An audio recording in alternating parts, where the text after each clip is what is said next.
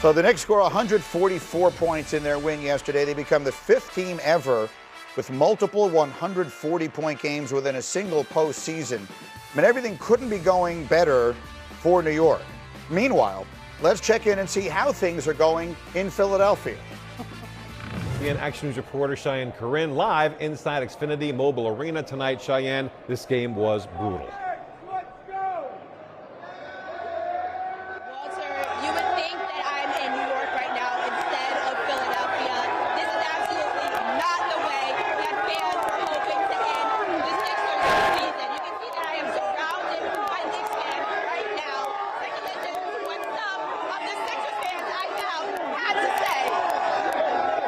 I ain't gonna lie, this is a Mother's Day massacre. I left my mom, you know what I mean, to spend time thinking that I'm going down with the ship, but I'm going down with the ship, so I gotta make it up to mama. Sell the team, fire Nick Nurse, everybody gone.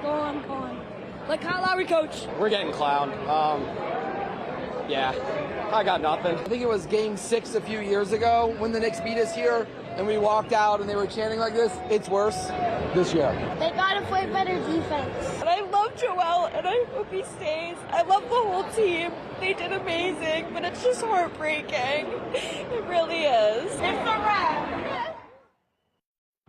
So that was the Post 4 reporter reaction in Philadelphia. Look, I've said it a million times. God bless sports. You know, it's the greatest thing in the world. You invest everything you have into something that at the end of the day means absolutely nothing, but down deep inside it means everything to you. This is a rivalry, and boy, are the Knicks one up on them right now. I mean, there's the history, if you know it, between the New York and Philadelphia in all sports in general is a pretty significant history, and the Knicks have really owned the Sixers in both literally and figuratively now over the last couple of years. A couple of things. First and foremost, the Villanova Knicks, Brunson, since he got there at Philadelphia, 11-2 on the road, including in the playoffs. They've won 7 straight games in that building.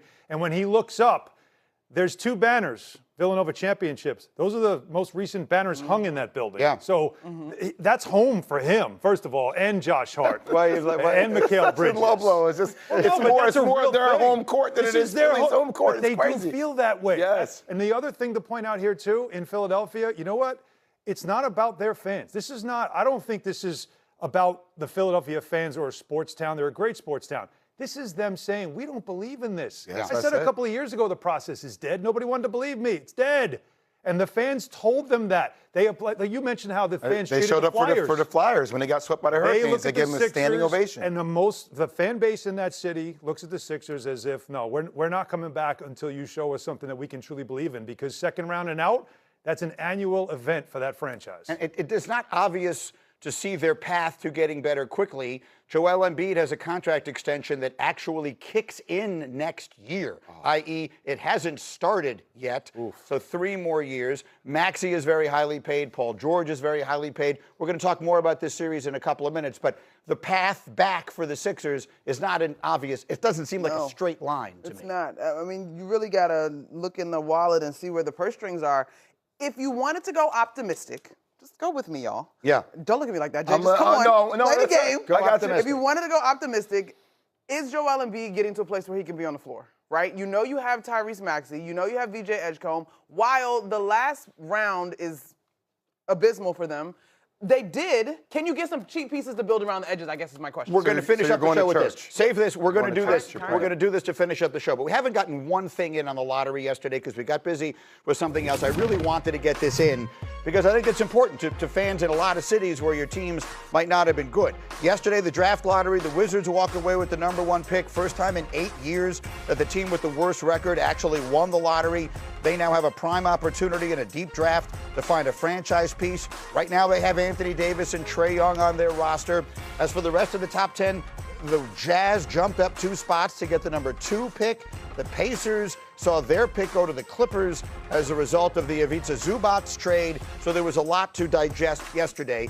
And I know that if you're a fan, you have heard many people say over the course of the last few weeks, this is an incredibly good draft. This is one of the best and deepest drafts we've seen in recent years. You might not intimately know the name. So, Jay, quickly, who are the 5 best players who will get drafted at the end of next month? All right, so let's go #1 with the Washington Wizards. I think the Washington Wizards will select A.J. Dybantsa. It reminds me a lot of T-Mac with the way he can play on the perimeter.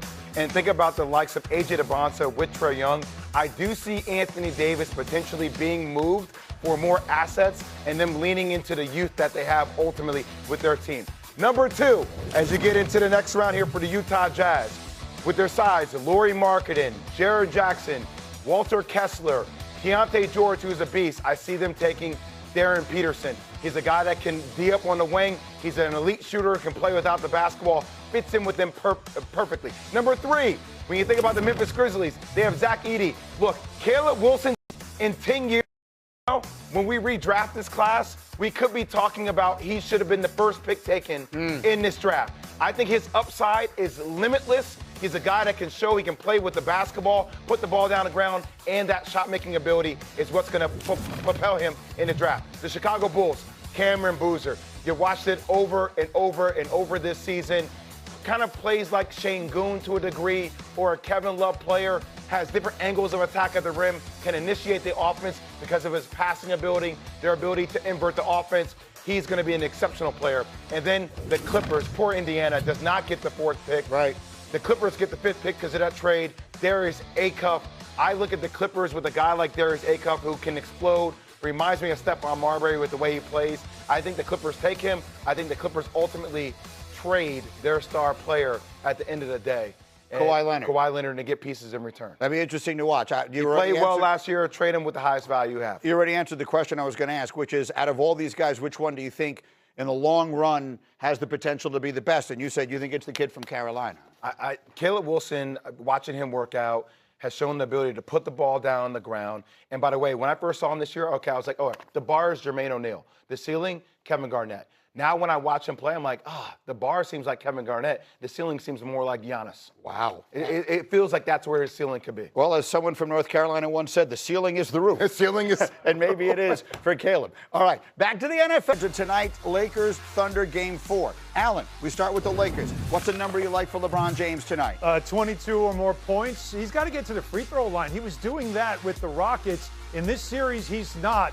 Now, is he running out of gas? He can't, because this could be the last game of the season in L.A. LeBron's total is 23 or more. It's Austin Reeves who's 22. Do you like that one over or under? Well, who is he going to defend? Jay? I'm sorry. We're not talking about how many points he's going to give up, Jay. He had a big game 2. He then went back into the tank in game 3. He's at home.